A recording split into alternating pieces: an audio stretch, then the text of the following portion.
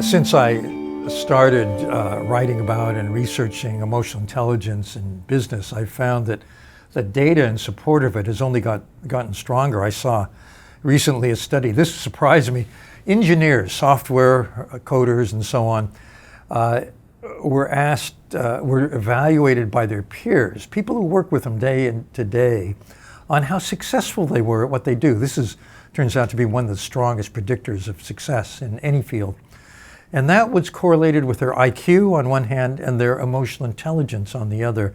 And when I say emotional intelligence, they were evaluated on a 360 that looks at all 12 of the key emotional intelligence competencies and that distinguish star performers from average. The surprise was this: IQ correlated zero with their success as rated by peers. Emotional intelligence correlated very, very highly. Well, why would that be? Well, consider this. In order to be an engineer, you have to have an IQ about a standard deviation or more above average. That's an IQ of about 115 or so. And another recent paper shows that there's no relationship between career success and an IQ above 120. The reason is this: there is a strong floor effect for IQ in any role. All engineers have an IQ of 115 or more. So the range of variance is very reduced for IQ and success. Emotional intelligence, however, varies radically. So emotional intelligence means how well you manage yourself. Can you work toward your goals despite obstacles? Do you give up too soon? Do you have a negative outlook or a positive outlook? These are all emotional intelligence competencies that matter for success. Then there's the relationship competencies. Can you tune into other people? Do you notice other people? I remember hearing about two MIT grads who went into a giant tech company.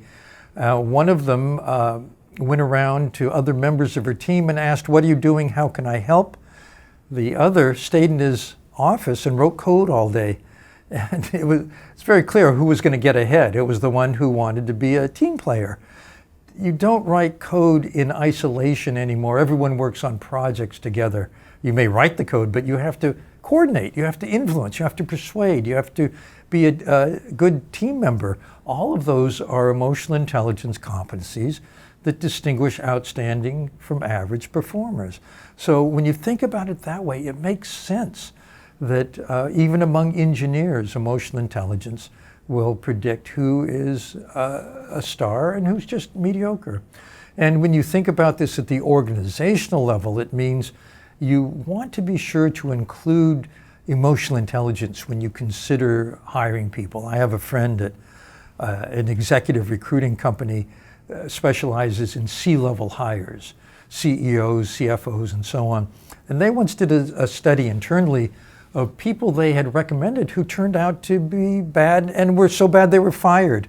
So these were failures. They were surprised to have failures, but they realized when they looked more carefully that these were people who were hired because of business expertise and IQ and fired because of a deficiency in emotional intelligence. So it's more important than ever these days.